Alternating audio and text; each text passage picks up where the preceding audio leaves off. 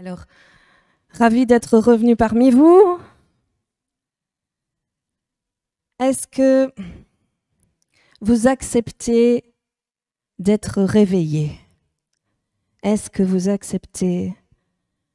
Vous savez, il y a des choses qui nous ont été prophétisées pour cette Église, des choses qui ont été dites comme quoi on allait être ébranlé dans certaines choses qu'on croyait bien installées. Et moi, je crois que, il y a des temps. Il y a des temps où on doit être secoué. Il y a des choses que Dieu pointe du doigt, et ça, c'est important. Mais je veux revenir un peu sur ce qu'on a vu. Donc, précédemment, on a parlé de la justice. Et que la justice était, bien sûr, je vais faire un peu de répétition, mais c'est bon de parfois rappeler. Donc, que la justice, c'était un droit légal ou une habilité, une capacité de nous approcher, de nous présenter devant Dieu. Amen. Sans se sentir coupable, sans ce sens de culpabilité, sans honte, ni un complexe d'infériorité, comme si le péché n'avait jamais existé.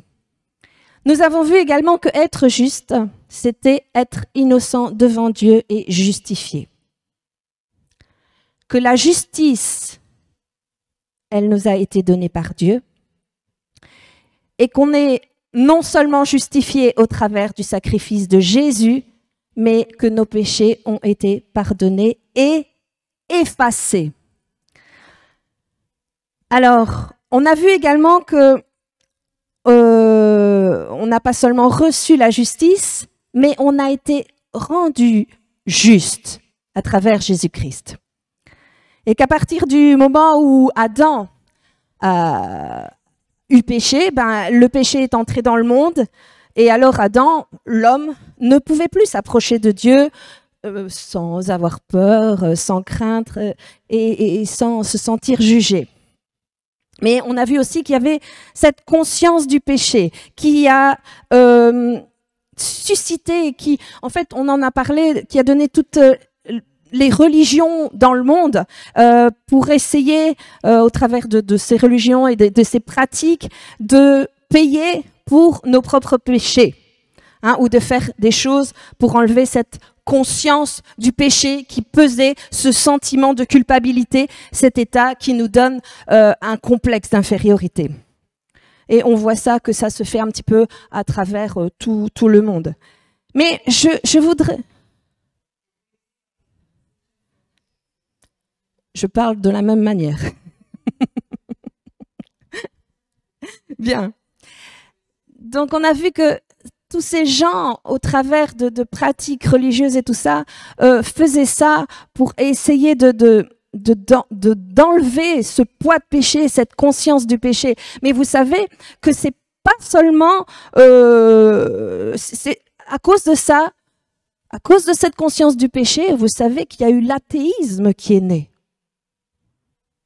Ça paraît paradoxal, mais oui, parce que cette conscience du péché a amené l'homme à se dire « Ah, mais si j'enlève Dieu, alors il n'y a plus de péché.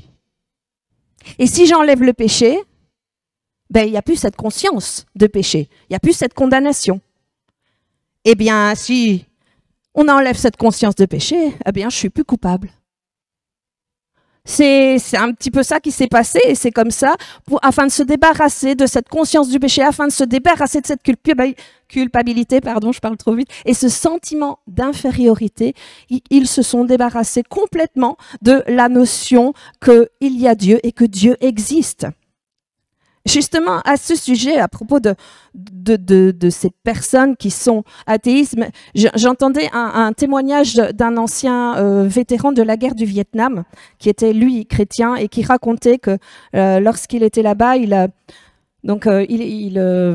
c'est lui qui recentrait les troupes, et on leur demandait justement s'ils croyaient en Dieu.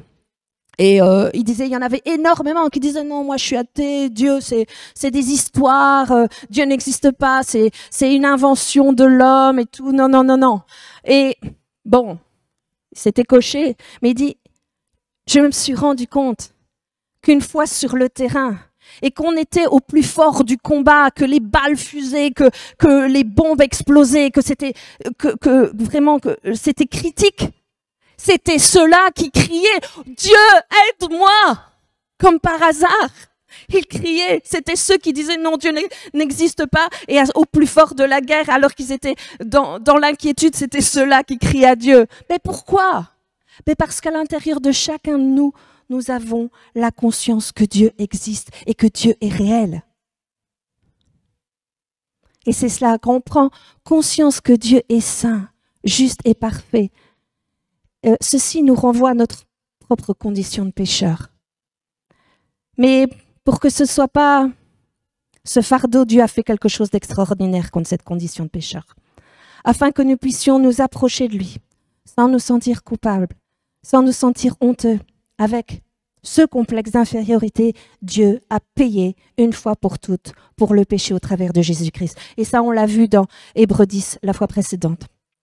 Donc, une fois pour toutes, Jésus a payé pour le péché et éternellement. Et maintenant, à travers Jésus, nous pouvons recevoir sa justice et nous pouvons devenir justes. Amen. Alors, en recevant ça, qu'est-ce que ça fait? Eh bien, ça nous donne la possibilité, l'habileté, la capacité de nous approcher de Dieu sans peur, sans honte, sans culpabilité. Je répète, je sais. Et c'est cela que Dieu veut. C'est ça que Dieu recherche. Dans la Bible, il y a des personnages qui sont comme ça. Est-ce que vous connaissez Enoch? Alors, Enoch, c'est dans l'Ancien Testament. Enoch était un homme qui marchait avec Dieu et on a de lui ce témoignage qu'il plaisait et qu'il était agréable à Dieu.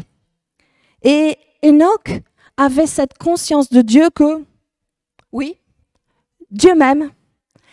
Et comme c'était dans l'esprit d'Enoch tellement clair, tellement évident, et parce qu'il savait ça, Dieu l'aimait. Et du coup, il savait que, donc Enoch savait qu'il était agréable à Dieu et que Dieu le recherchait. Et en tout temps, Enoch pouvait s'approcher de Dieu et marcher avec Dieu. Et on voit que vers la fin de sa vie, je ne sais pas si vous connaissez un peu l'histoire d'Enoch, Dieu a dit Enoch, celui-là je l'aime bien, hop, je le prends. Non, parce qu'Enoch en fait n'a pas connu la mort. Il a été enlevé directement au ciel par Dieu. On voit ça dans Genèse 5, verset 24. Ah, si vous saviez comme c'est bon de savoir que Dieu nous aime. Est-ce que vous vous êtes déjà aperçu que dans le livre de Jean, verset 13, verset 23, et même certains, parfois, ils sont titillés avec ce passage. « Ô Jean, le disciple que Jésus aimait. » Vous connaissez, hein?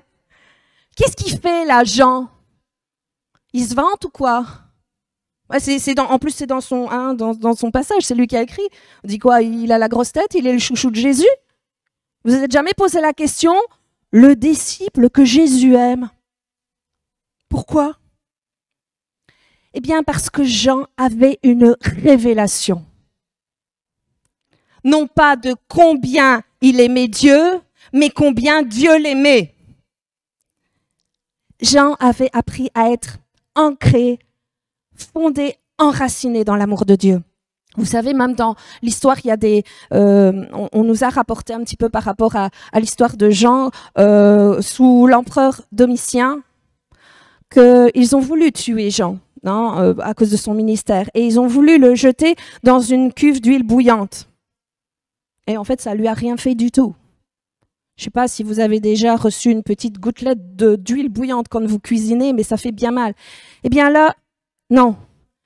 Ça n'a rien fait à Jean, parce que Jean avait une telle proximité de Dieu, parce que Jean avait une telle révélation de comment Dieu l'aimait. Jean savait que son chemin n'était pas fini, car Dieu voulut lui faire encore beaucoup de choses. Alors, tous ceux qui étaient contre lui, ils n'arrivaient pas à le tuer. Le disciple que Dieu aimait. C'est ce que Dieu veut pour nous. Qu'on en arrive à ce stade où nous sommes débarrassés de cette conscience du péché et qu'au lieu de regarder toutes nos fautes, nos erreurs, nos péchés, avoir toutes nos inquiétudes sur on n'a pas assez prié, on n'a pas jeûné, on n'a pas fait ceci, on n'a pas fait cela, ou on devrait faire ça, ou j'ai échoué. Au lieu de regarder tout ça, on doit nous fixer et regarder qui nous sommes en Christ. Amen. Et si on regarde de cette façon-là, croyez-moi, vous allez voir, ça va vous aider à vous débarrasser de cette conscience du péché. Parce que dans l'esprit, nous sommes parfaits. Dans l'esprit, nous sommes identiques à Christ. Et si on arrive à ça, alors on arrive à s'approcher de Dieu et avoir une proximité avec lui et pouvoir avoir ce partage avec lui, à l'aimer, à lui faire confiance et à recevoir son amour et partager cette relation intime avec Dieu. C'est le désir de Dieu, c'est ça le désir de Dieu. Et ça a toujours été celui-là depuis le début. Ça a toujours été le désir de Dieu d'avoir cette proximité. On peut voir dans Jean 3, versets 16 et 17. Tout le monde le connaît ce passage-là, mais « Car Dieu a tant aimé le monde qu'il a donné son Fils unique, afin que quiconque croit en lui ne périsse point, mais qu'il ait la vie éternelle. » Verset 17. Dieu, en effet, n'a pas envoyé son Fils dans le monde pour qu'il juge le monde, mais pour que le monde soit sauvé par lui. Oh, Amen. Afin que quiconque croit en lui ne périsse point, mais qu'il ait la vie éternelle. C'est quoi la vie éternelle? C'est quoi la vie éternelle? Certains vont dire, la vie éternelle, c'est qu'on meurt jamais. Vous savez, le diable ne meurt jamais. Les démons ne meurent jamais. Et les païens ne vont jamais mourir. Oui, parce que la Bible dit qu'ils vont être tourmentés éternellement en enfer. Donc c'est pas ça. Ils meurent jamais, mais ils n'ont pas la vie éternelle. On va voir donc dans Jean 17, verset 3, ce qui est écrit au sujet de la vie éternelle. Or, la vie éternelle, c'est qu'ils te connaissent, toi le seul vrai Dieu, et celui que tu as envoyé, Jésus-Christ. Donc, le connaître, ça, c'est la vie éternelle. Alors, qu'est-ce que la vie éternelle? C'est de connaître Dieu et c'est d'avoir une relation avec Dieu. C'est ça le but. C'est ça que Dieu désire. Que l'on apprenne à le connaître, qu'on apprenne à l'aimer. Et plus on le découvre, plus on le connaît, plus c'est facile de l'aimer. Et plus on l'aime, plus Dieu peut nous bénir. Amen.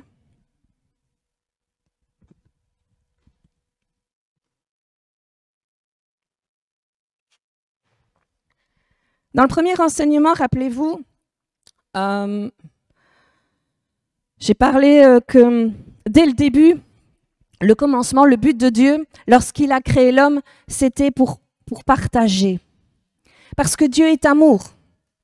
Et Dieu veut partager tout ce qu'il est et tout ce qu'il fait, ce qu'il avait créé pour l'homme. Parce que Dieu aime tellement l'homme. Et il dit, j'ai fait tout ça et j'ai créé tout cela. Je suis amour, mais l'amour ne peut être seulement si tu peux le partager. Alors Dieu a créé l'homme pour partager son amour. Et nous, afin de pouvoir recevoir cet amour et marcher dans son amour, nous devons apprendre à connaître Dieu. Et pour pouvoir connaître Dieu, on doit se débarrasser, j'insiste, de cette conscience du péché qui nous empêche de nous approcher de lui et de le connaître et de marcher dans cette vie éternelle. Alors je sais que la religion a dépeint Dieu, j'oserais dire ça comme un Dieu qui est en colère. Un Dieu qui est comme un perfectionniste excessif et compulsif. Vous voyez un peu ce genre de personne-là, perfectionniste, excessif et compulsif. Vous avez des gens qui sont invivables, des gens que vous fuyez parce qu'à chaque fois que vous êtes dans leur présence, vous avez l'impression que vous allez devoir marcher sur des œufs. Et une fois que vous êtes dans leur présence, vous avez peur de faire un faux pas parce que sinon, vous allez subir leur foudre. Si c'est comme ça qu'on perçoit Dieu, parce qu'il est tellement saint, du coup, il peut être si intransigeant et qu'il exige de nous la perfection, alors nous allons entrer dans sa présence aussi en marchant sur des œufs avec la peur de faire un pas de travers. Non, c'est pas ça du tout. Mais pour pouvoir vivre en toute liberté, nous devons apprendre à vivre dans la grâce. Alors là aussi, qu'est-ce que la grâce? Je vais vous donner une petite illustration.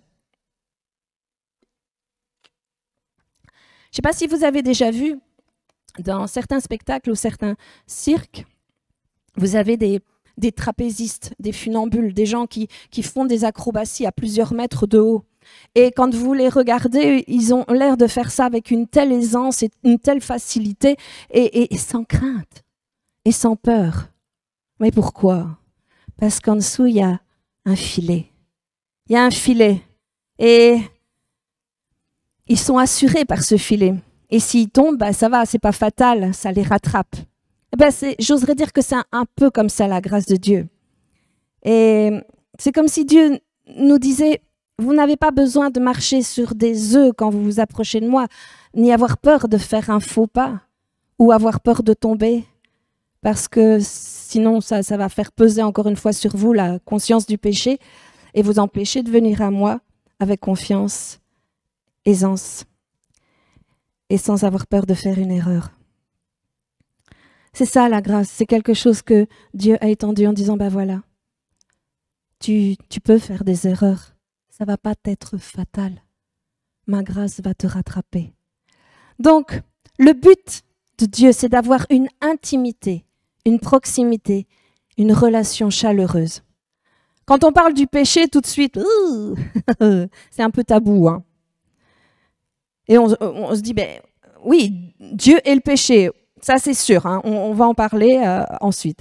Mais je veux vous dépeindre un Dieu pas ce que la religion a fait jusqu'à présent, mais un Dieu qui est bon, un Dieu qui est amour et qui s'est débarrassé du péché une fois pour toutes, afin qu'on puisse s'approcher de lui, aller vers lui et qu'on n'ait plus peur.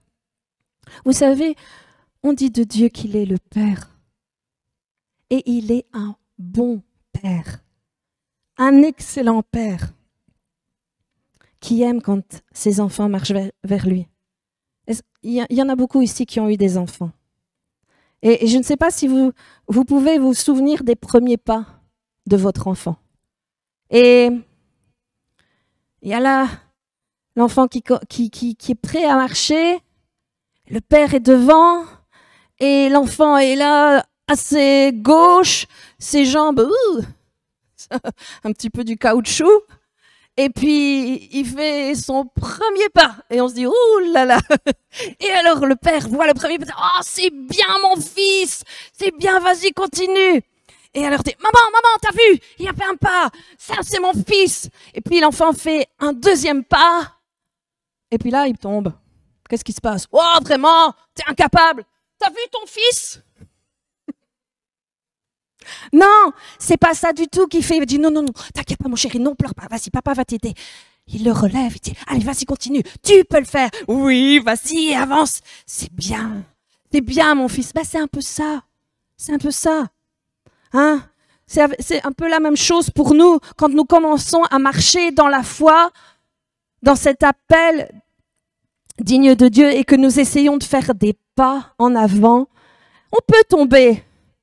Mais Dieu ne va pas nous regarder en disant « Bon, Gabriel, mets-lui un coup de pied au derrière, qu'il se relève, c'est incapable. » Non, notre Père dit « Oh, regardez un peu mes enfants, ils commencent à marcher.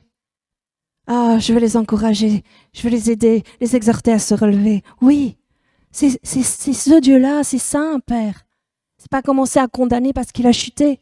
Il n'est pas incapable. Non, il a essayé de marcher. Et ça plaît à Dieu.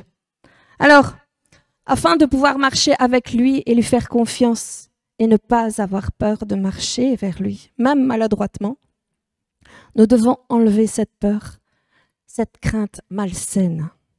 Quand je parle de crainte, je veux parler de celle qui amène le tourment. Je ne parle pas du respect de Dieu, la crainte de Dieu dans ce sens-là. Je parle de celle qui nous empêche de nous approcher vers Dieu.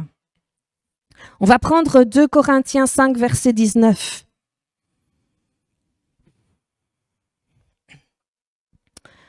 Car Dieu étant en Christ, réconciliant le monde avec lui-même, en n'imputant point aux hommes leurs offenses. Qu'est-ce que ça veut dire imputer? Imputer, on pourrait dire ça, c'est mettre sur votre compte. Vous devrez payer. Ça veut dire que maintenant, lorsque Dieu vous regarde, il ne vous voit pas dans la chair, mais il vous voit dans l'esprit et il ne vous impute pas vos péchés. Il ne met pas vos péchés sur votre compte. Amen.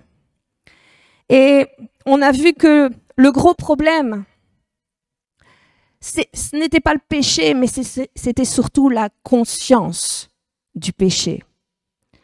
Et alors que Dieu s'est débarrassé du péché, nous, on trimballe cette conscience du péché avec nous. Et c'est elle qui nous garde dans la peur, qui nous garde en distance de Dieu.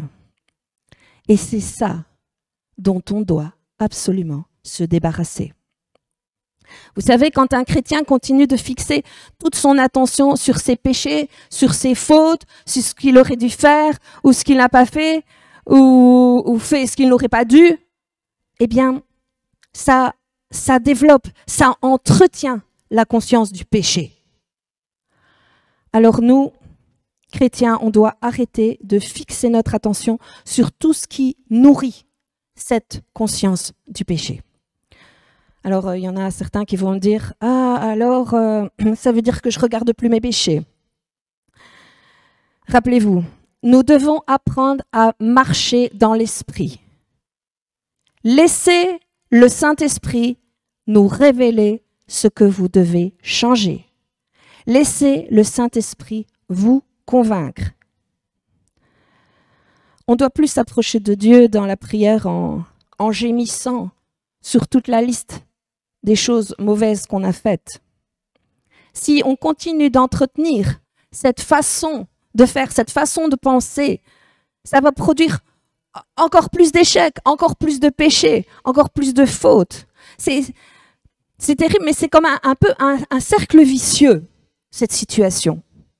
Vous comprenez ce que je dis? Je voudrais un petit peu vous illustrer ça parce que quand j'étais petite, nous vivions à côté de chez un imprimeur.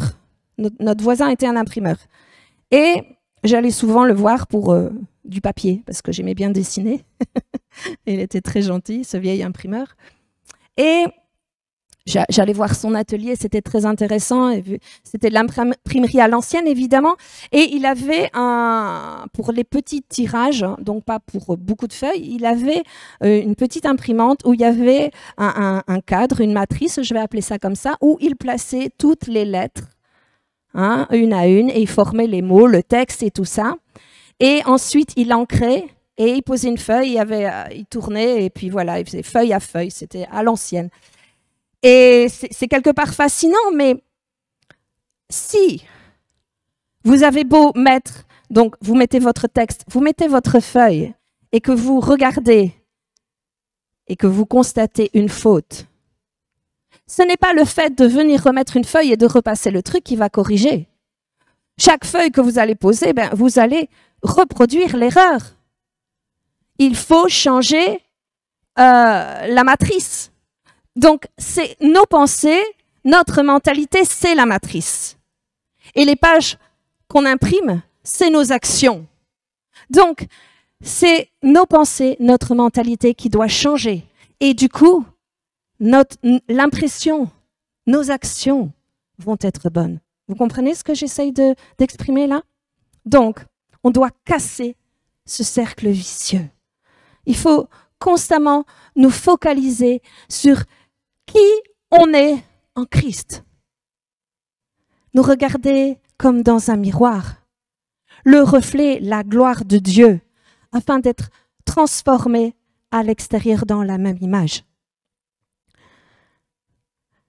On va voir dans 1 Corinthiens 15, verset 34. Alors, je me rends bien compte que je donne l'impression de enfoncer-vous ça dans la tête, hein, ou d'enfoncer le clou. Mais cette façon de penser, cette mentalité est tellement ancrée en nous, et c'est vrai que tout ce que je dis, ça semble plus facile à dire qu'à faire, mais il faut absolument qu'on arrive à briser ça, parce que Dieu veut qu'on marche vraiment dans la victoire et dans la justice. Amen. Donc 1 Corinthiens 15, verset 34. Revenez à vous-même comme il est convenable et ne péchez point. Dans cette parole ici, le revenez à vous-même en grec a la notion de réveillez-vous, levez-vous. Réveillez-vous, levez-vous dans votre justice. Certains chrétiens ont été rendus justes et ils ont reçu la justice de Dieu, mais ils dorment dans cette justice. Ils ne sont pas conscients de qui ils sont. Et ils se demandent, mais pourquoi je marche toujours dans la défaite? Et pourquoi je vais de défaite en défaite et de chute en chute et de problème en problème? Plutôt que d'aller de victoire en victoire, de gloire en gloire et de foi en foi. Eh bien, tout simplement parce qu'ils sont en train de dormir. Ils sont endormis dans cette condition qui leur colle à la peau. Ils ne s'en rendent même pas compte. Et c'est pour ça, j'ai parlé en introduction de vous êtes d'accord d'être réveillés. Nous devons nous réveiller, nous secouer et nous dire waouh, il faut que je réagisse, il faut que je fasse attention. Quelque part, c'est un peu, je dirais pas confortable, mais c'est facile à se sentir coupable, à se sentir dans l'échec et un petit peu, quelque part, se flageller émotionnellement en essayant de payer. On a l'impression qu'on doit souffrir un peu pour payer et chaque semaine, on va dire « Oh Dieu, pardonne-moi ». Et on recommence. C'est ça, se flageller émotionnellement. On doit se réveiller dans notre justice en se disant « Non, non, je reçois le pardon, je suis la justice de Dieu, je ne reste pas endormi dans ma justice sous la condamnation, je me relève. » On va voir un petit peu ce que la Bible dit à notre sujet. Je m'inclus, bien sûr.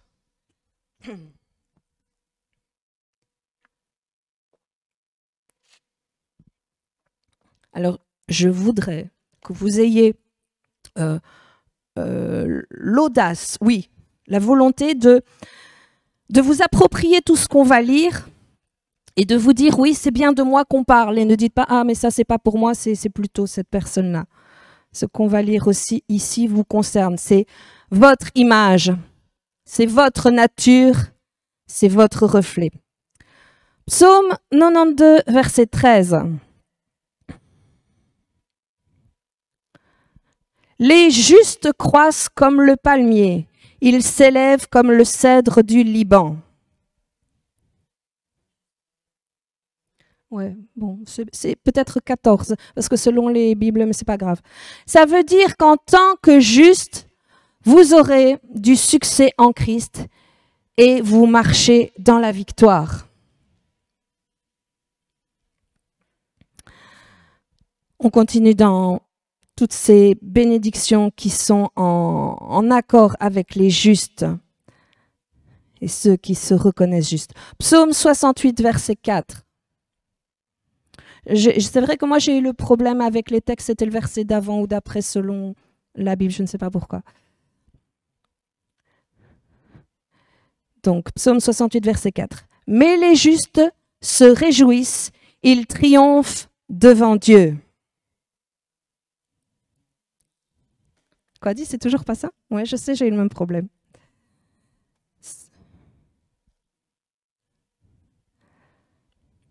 Psaume 68, 4.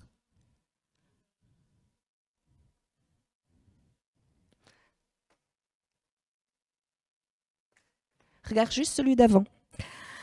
J'ai eu le même problème. Bien. Tous les besoins du juste sont pourvus. Proverbe 10, verset 3. L'Éternel ne laisse pas le juste souffrir de la faim. Amen. Là, c'est bon? Un juste est supposé être joyeux et dans l'allégresse. Proverbe 29, verset 6. Mais le juste triomphe et se réjouit. Alors là, je voudrais dire quelque chose parce que, à vrai dire, souvent, je vois des chrétiens avec une tête de 6 pieds de long. Et ça me fait penser à une histoire où c'est un jeune qui s'est converti et il est tout feu, tout flamme et il dit « Waouh, c'est formidable la rencontre avec Christ et il a envie de partager la bonne nouvelle et d'aider les gens. » Et il dit « Moi, Seigneur, je vais aller vers les gens qui sont malheureux et je vais parler de ta bonne nouvelle. » Et il se dit « Je vais chercher la personne qui a l'air la plus triste. » Et alors, il se promène dans les rues, et puis au bout d'un moment, il voit une personne qui a l'air vraiment accablée, triste, avachie. Et le jeune va tout près et il veut l'évangéliser et il dit « Ouais, écoutez, je vois que vous avez de la peine, monsieur, et je voudrais vraiment vous apporter un message d'espoir parce qu'il y a une solution à toutes vos difficultés. Parlez-moi, qu'est-ce qui vous arrive ?» Je suis devenu chrétien. Je suis désolée, mais ce type de chrétien n'a pas une révélation de sa justice et de qui il est en Christ. Un chrétien qui ne marche pas dans la joie, c'est qu'il ne comprend pas, qu'il ne sait pas qui il est et ce qu'il a en Christ. Le juste est supposé marcher dans la victoire, nous ne sommes pas supposés marcher dans la défaite. Le fatalisme, c'est quelque chose d'haïssable. On le voit dans certaines religions, notamment l'hindouisme, le bouddhisme, c'est vrai qu'ils vont dans cette tendance. Mais on voit cette pensée qui vient aussi avec le New Age et ce genre de philosophie, j'oserais dire. Et ils disent, si c'est arrivé, c'est parce que c'était la volonté de Dieu. Et on voit des choses terribles. Ah, mon enfant de 2 ans, il est décédé, il est mort d'un cancer. Ça devait être la volonté de Dieu. Oui, je sais bien, l'exemple ici a l'air énorme, mais on entend ce genre de choses et ce genre de pensée et d'attitude dans une église, c'est inacceptable. C'est pas l'héritage du juste. C'est pas ça du tout. C'est pas l'héritage du juste. On doit se battre contre le fatalisme. Et plus on connaît Dieu, plus on le découvre. Et c'est pas ça. C'est pas ça que Dieu veut. Et ça peut pas être la volonté de Dieu. Amen. Romains 6, verset 14. Car le péché n'aura point de pouvoir sur vous. On continue avec le verset 18. Ayant été affranchis du péché, vous êtes devenus esclaves de la justice. C'est le désir du juste de suivre la volonté de Dieu. Nous ne sommes pas soumis au péché. Nous sommes supposés marcher avec puissance contre le péché. Nous ne sommes plus esclaves du péché. Psaume 37, verset 30. J'aime bien ça. La bouche du juste professe ou annonce la sagesse, et sa langue proclame ou parle la justice. Dites-vous, je suis sage, j'ai la sagesse de Dieu. Proverbe 2, verset 7. Il tient en réserve le salut pour les hommes droits, un bouclier pour ceux qui marchent dans l'intégrité. Proverbe 10, verset 11. Ça, c'est bien aussi. La bouche du juste est une source de vie. C'est plein de bonnes choses, hein? Ah oui, Dieu entend toutes et toujours les prières du juste. Psaume 34, verset 15. Les yeux de l'Éternel sont sur les justes et ses oreilles sont attentives à leurs cris. Oh! Le juste est généreux. Amen.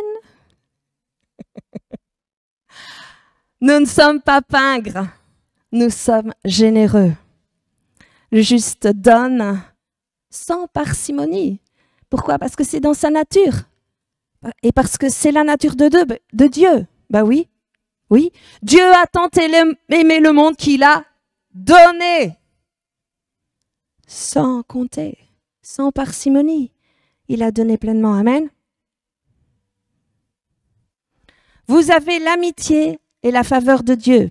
Vous n'êtes pas un étranger, ignoré par Dieu. Psaume 5, verset 13. Car tu bénis le juste, ô Éternel. Tu l'entoures de ta grâce comme un bouclier. La faveur et la grâce de Dieu est autour de vous. Je sais que tout ce que vous allez voir, sentir, va vous dire le contraire de tout cela. Mais le juste marche par la foi, on l'a vu précédemment. C'est-à-dire que même si vous ne le voyez pas, même si vous ne le sentez pas, ou que rien ne vous le dit par vos 5 sens, vous devez en devenir persuadé de toutes ces choses. Vous savez, il y a la faveur. Et il y a des choses que Dieu fait. Et nous, on a appelé ça des clins d'œil de la part de Dieu. Roby, elle sourit parce que ça nous est arrivé souvent, parce qu'on était ensemble, forcément, c'est ma maman. Et on a regardé des choses et on s'est dit, ça, ce serait bien pour nous. Mais rien ne prévalait que ce soit pour nous. Mais parce qu'on est juste, parce qu'on est enfant de Dieu, et parce que Dieu donne de la faveur à ses enfants, il favorise les justes. Eh bien, ces choses nous ont été données. On l'a encore vu pendant cette semaine, des petites attentions de Dieu. Vous savez, on peut espérer des choses qu'on se dit, pourquoi je passerai devant? Il y a une promotion au boulot, une promotion à pourvoir. Vous êtes juste, vous êtes enfant de Dieu, Seigneur, cette promotion, elle est pour moi. Les choses ne sont pas, vous n'avez pas toutes les choses, si vous constatez par la vue, par ce qu'on a dit justement, les 5 sens, ça n'a pas l'air favorable pour vous, mais simplement parce que vous croyez, parce que vous êtes la justice de Dieu, parce que vous êtes enfant de Dieu, eh bien, cette faveur, et par la foi, vous pouvez la recevoir. Amen. Le juste a de la faveur comme un bouclier. Alors, parce que je suis juste, cette chose, cette promotion, elle est pour moi. Et quand on est prêt à le recevoir par la foi, amen. Bien, on continue sur toutes les faveurs. Vous piétinez les démons. Romains 5, verset 17. Ceux qui reçoivent l'abondance de la grâce et du don de la justice régneront dans la vie par Jésus-Christ lui seul. Nous sommes appelés à régner. Alors, certains chrétiens se plaignent en disant « Oh, c'est difficile, Satan, on a toujours après moi. Je suis toujours poursuivi. » J'ai envie de te dire « non, ça c'est pas. » Notre témoignage, c'est que c'est toi qui devrais être derrière le diable et c'est toi qui devrais le chasser et le poursuivre. Vous êtes un enfant de Dieu bien-aimé et vous lui donnez du plaisir et de la joie. Psaume 146, fin du verset 8. L'Éternel aime les justes. Amen. Toutes ces choses. Alors, c'est qu'un petit échantillon hein, pour vous montrer vraiment comment Dieu vous voit, nous voit. Alors, une fois qu'on considère ça, c'est plus facile quand on sait que Dieu nous aime et comment il nous voit et comment il nous regarde. Alors, pour aller au-devant de lui, c'est plus facile, on a plus confiance, c'est plus facile pour ouvrir notre cœur.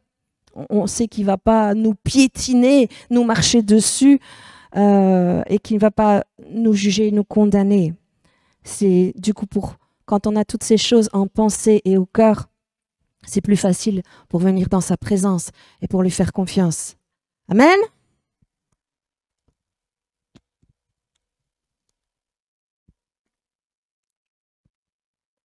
Bien. Alors, maintenant, les bases sont un peu posées. On va creuser un peu plus loin et mettre un petit peu de l'équilibre dans tout ça. Je sais qu'au travers de ce message sur la justice, il y a beaucoup de questions qui se posent. Alors, pour que vous n'ayez pas besoin de me les poser, on va essayer ici d'en voir quelques-unes. Donc, on a vu que la relation entre la justice et le péché, c'est vrai qu'ici, on a vu plus pour le péché que Dieu a payé pour le péché. Dieu a effacé le péché. Dieu ne nous regarde pas selon nos péchés. Dieu n'impute pas le péché contre nous. Et Dieu n'agit pas envers nous selon nos actions et nos péchés. Alors, me direz-vous, qu'est-ce qui se passe quand on pêche? Alors, on va voir différentes questions qui pourraient se poser et on va prendre un petit peu de temps pour y répondre.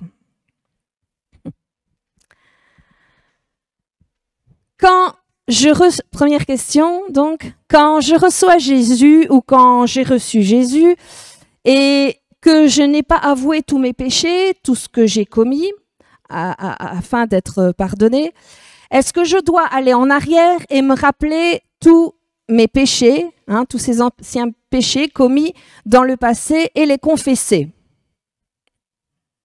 La réponse est non. Pourquoi?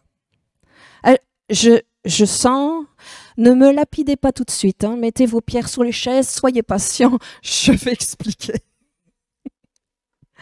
Je sais qu'il y a beaucoup d'enseignements qui vont dans ce sens. Et je vais décortiquer et vous allez comprendre, je pense. Alors, le fait est que lorsqu'on vient à Dieu, on n'a pas besoin, retenez-vous, hein, on n'a pas besoin de confesser tous nos péchés. Ce dont on doit se repentir, c'est de ne pas avoir accepté Jésus et d'avoir vécu une vie opposée à Jésus. On se repent d'une vie dans le péché, mais pas se repentir de péché individuel. Vous voyez la différence? La Bible dit, on va prendre Jean 16, versets 8 à 9. Et quand il sera venu, on parle ici du Saint-Esprit, il convaincra le monde en ce qui concerne le péché, la justice et le jugement, en ce qui concerne le péché, parce qu'il ne croit pas en moi. Vous remarquez que c'est singulier et non pas les. Le seul péché dont l'homme va être accusé le jour du jugement, c'est pas ce que vous pouvez imaginer. Hein. Ça va pas être l'adultère, la fornication, le vol, le meurtre, l'inceste, l'homosexualité et j'en passe.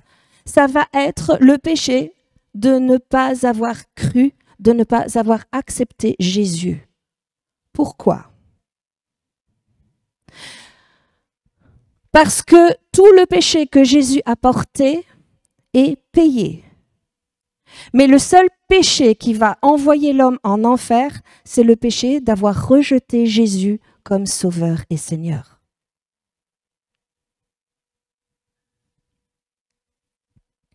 Et c'est le seul péché que le Saint-Esprit va convaincre le monde.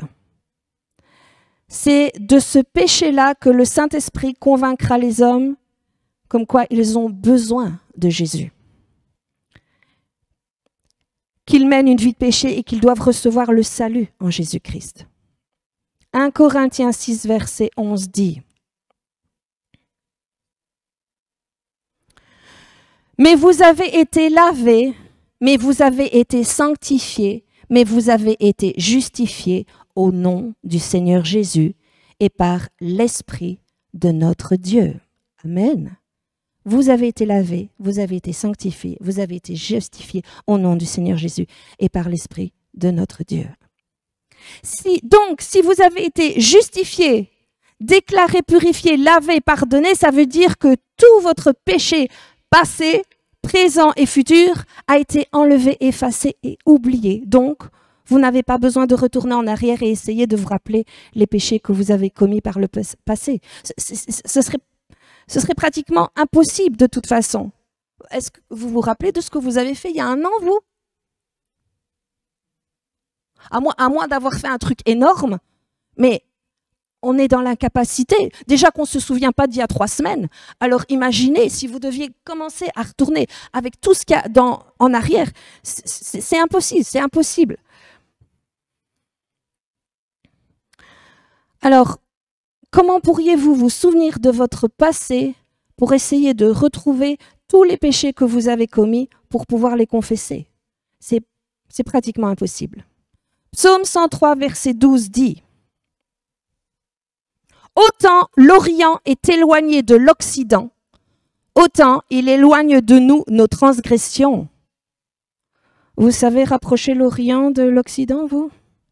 Dieu a éloigné tout votre péché et nous avons vu que Jésus n'a pas seulement couvert le péché et l'a complètement effacé. Vous pouvez essayer en vous rapprochant de Dieu, en vous rappelant tout ce que vous avez fait dans le passé, mais c'est comme si Dieu allait vous dire « Mais de quoi tu parles? Je ne me souviens pas. »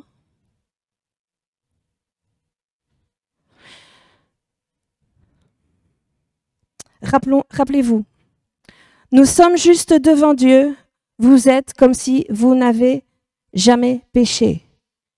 Il a été éradiqué. Alors, on va approfondir. Je sens que ça réfléchit. Et je comprends. Je suis passée par là avant.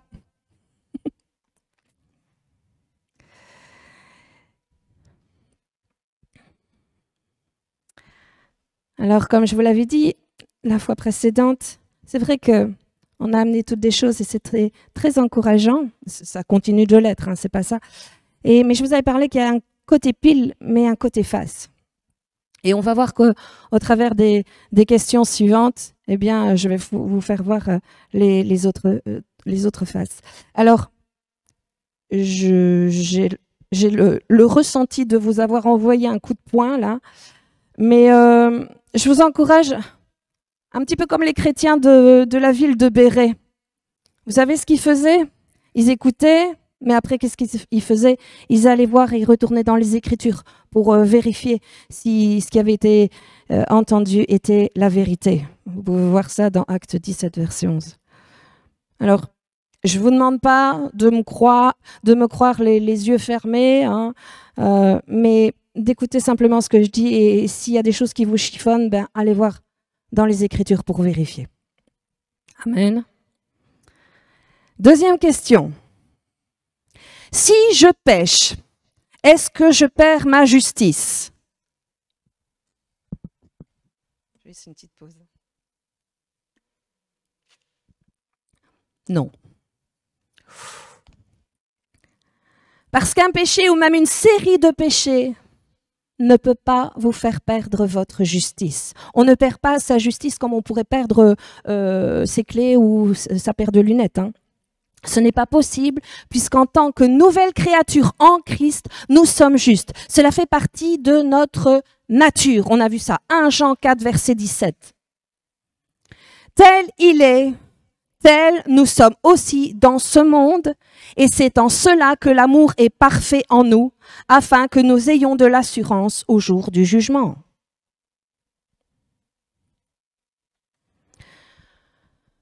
Voyez vous-même, si vous faites des erreurs, rappelez-vous ce que j'ai parlé, le filet de sécurité, le filet de la grâce, ça vous rattrape. Vous tombez, mais ce n'est pas fatal. Vous faites des erreurs, mais le péché ne va pas vous faire perdre votre justice parce que cela fait partie de votre nature. Cela fait partie de votre ADN. Dieu nous a rendus justes. Si Christ est en vous, il a dit, « Je ne vous abandonnerai jamais, je ne vous quitterai jamais. » Et si Dieu qui est en nous et qui nous a promis de ne pas nous quitter, il fera, puisque Dieu est juste. Amen. Et qu'il est notre justice. Alors non, vous ne perdez pas votre justice puisque Dieu l'a promis. Hébreux 13, verset 5. Je ne te délaisserai point et je ne t'abandonnerai point. On a vu que c'est notre esprit qui est juste. Et c'est notre esprit qui est identique à l'image de Dieu, qui est saint, qui est pur et qui est justifié, qui est parfait, qui est à l'image de Christ. Regardons on va voir plusieurs passages. Ça va être dans le même esprit. Éphésiens 1, verset 13. En lui, vous avez cru et vous avez été scellés du Saint-Esprit qui vous a été promis. Vous avez été scellés du Saint-Esprit. Éphésiens 4, verset 30. Le Saint-Esprit par lequel vous avez été scellés pour le jour de la rédemption. 2 Corinthiens 1, verset 22. Lequel nous a aussi marqués d'un sceau et a mis dans nos cœurs les arts, la provision de l'esprit. Le terme sceau vient aussi de sceller. Donc, nous avons été scellés jusqu'au jour de la rédemption, là où notre corps va être ressuscité et devenu incorruptible. Qu'est-ce que ça veut dire être scellé par le Saint-Esprit? Qu'est-ce que ça veut dire? Je vais essayer de parler et d'imaginer cela simplement. Est-ce qu'il y en a qui ont déjà fait de la confiture?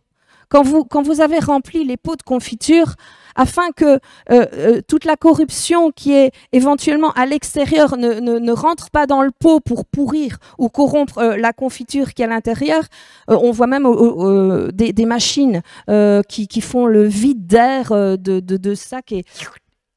tout est aspiré et ça scelle la nourriture dans ces sachets, dans ces plastiques, en aspirant l'air qui est à l'intérieur et afin que la corruption, elle n'entre pas dans le paquet de nourriture pour la détruire.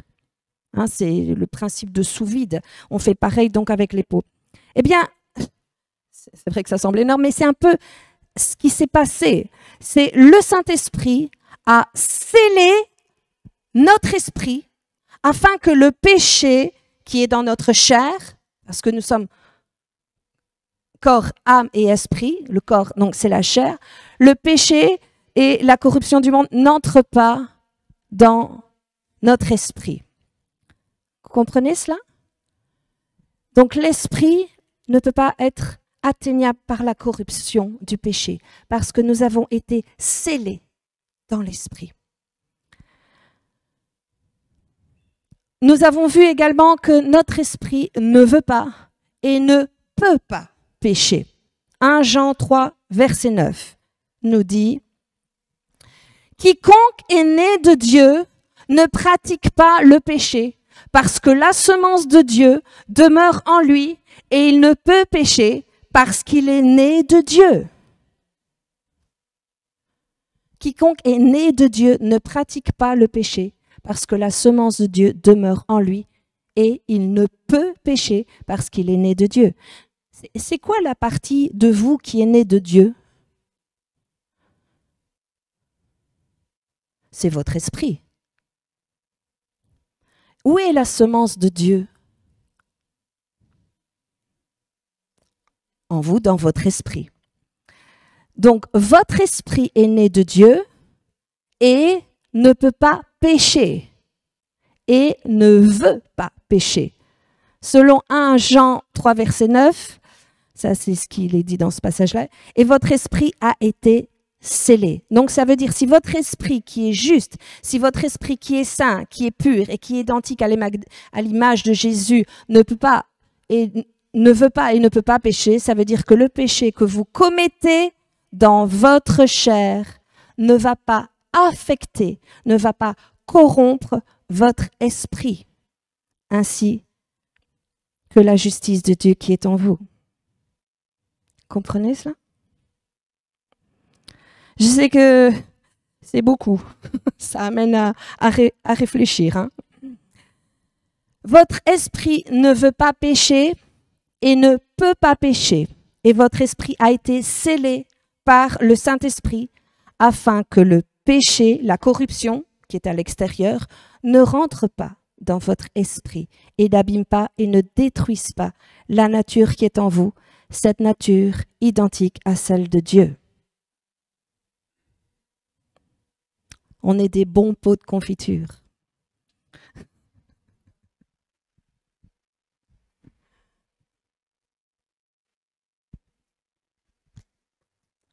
Troisième question.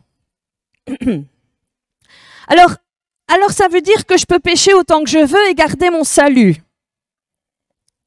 Je vous avais dit qu'on allait voir le côté pile et le côté face.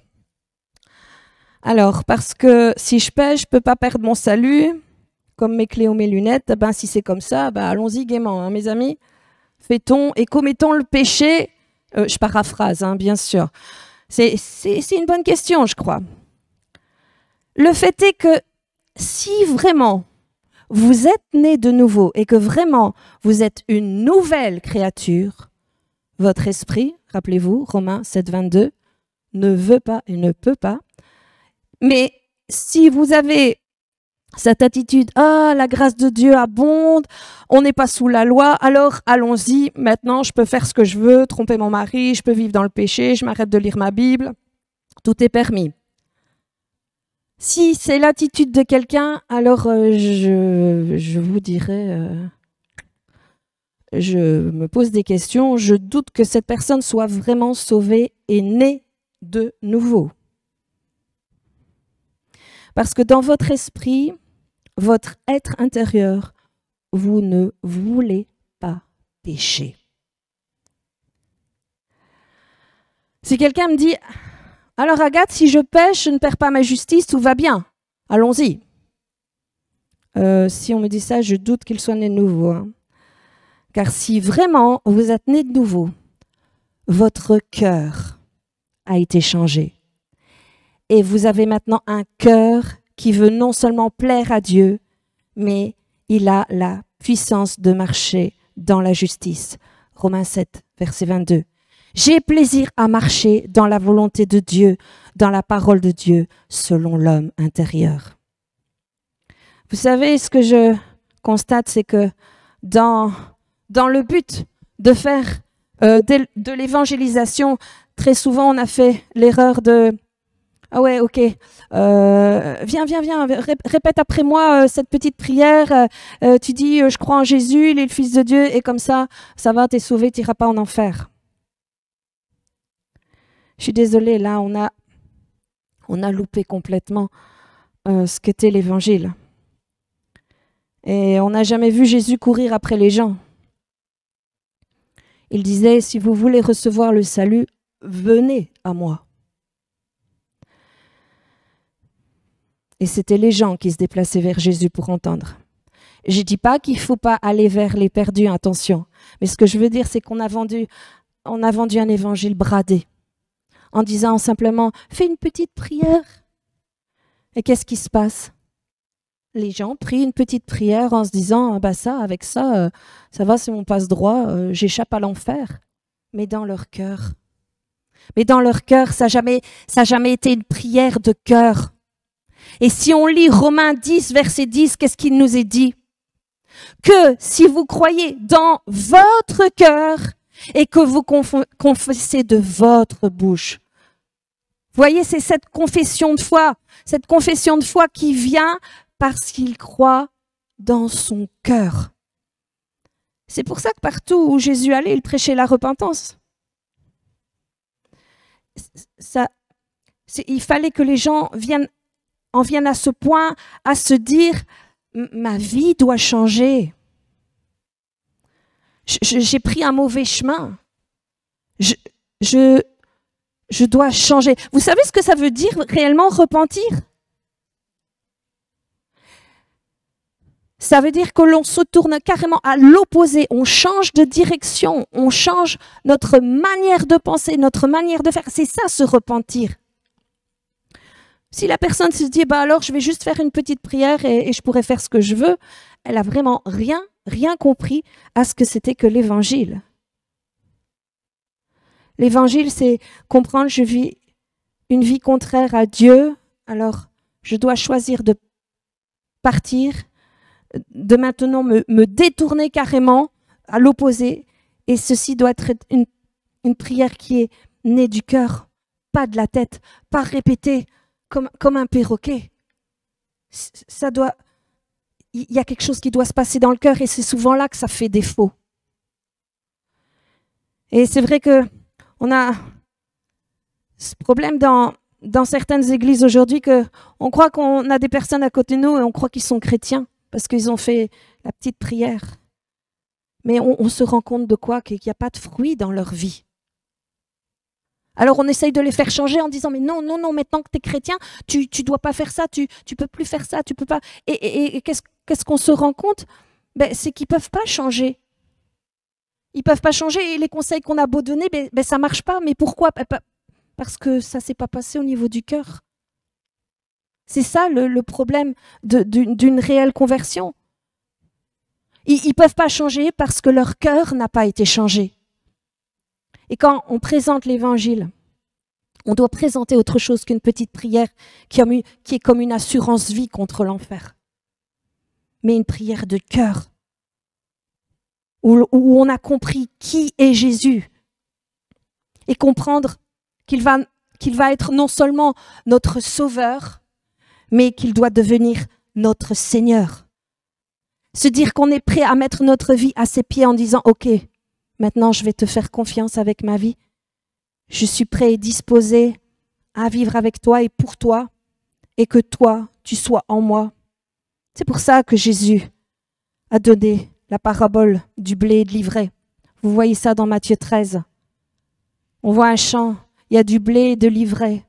Et il y a même, qu'est-ce qu'on doit faire? Ils ont demandé qu'est-ce qu'on doit faire. Est-ce qu'on doit arracher l'ivraie? Mais non, surtout pas. On risque d'arracher le bon blé à ce moment-là.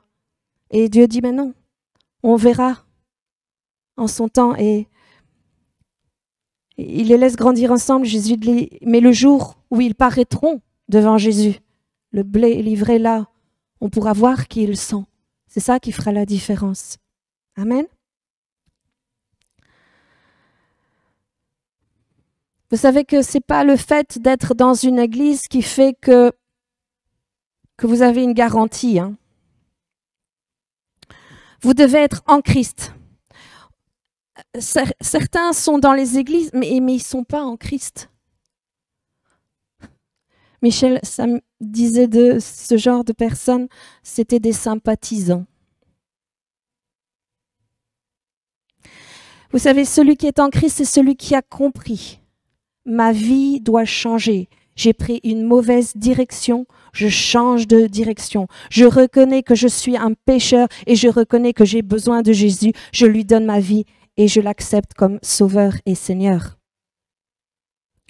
Je crois que si vraiment vous êtes né de nouveau, votre cœur a été changé et votre cœur ne veut pas et ne peut pas pécher.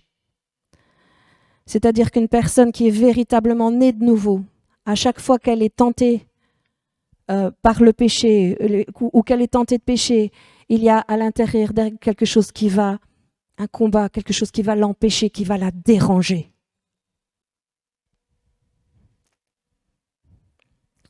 Alors oui, bien sûr, parfois, la chair prend le dessus. La chair, elle est trop présente. Et Jésus nous parle des fois que cette chair qui est plus forte que notre esprit. C'est-à-dire que si nous sommes dominés par notre chair et si notre âme n'est pas renouvelée, c'est ce qui se passe. C'est notre chair qui domine et elle prend le dessus. Et vous pouvez avoir un chrétien qui aime Dieu, mais qui marche dans la chair. Est-ce que ça veut dire qu'il n'est pas chrétien? Non. Vous savez, ce genre de personne, c'est ce qu'on appelle un chrétien charnel. Il est dominé par sa chair au lieu d'être dominé par sa nouvelle nature, son esprit. Jésus en parle de ces personnes qui disent « Seigneur, Seigneur ». Ils ne sont pas automatiquement des chrétiens. Et alors, il y en a certains qui vont revendiquer « Mais j'ai chassé des démons en ton nom, j'ai prophétisé en ton nom ». Mais hélas, Jésus va leur dire « Mais va-t'en, je ne te connais pas ». Pourquoi? Parce que cette personne n'a jamais eu une véritable conversion, n'a jamais eu son cœur qui a été changé. De l'extérieur, il semble des bons chrétiens, mais le fait est que de toute façon, ce n'est pas à nous de juger. Et je vais m'arrêter là parce que je vois déjà le temps. Il y aura d'autres questions et je pense que c'est à creuser. Et méditer un peu tout ça. Et je crois qu'on doit revoir bien des façons de faire et des façons de penser. Amen. Voilà, je vous souhaite un bon dimanche à tous et que Dieu vous bénisse.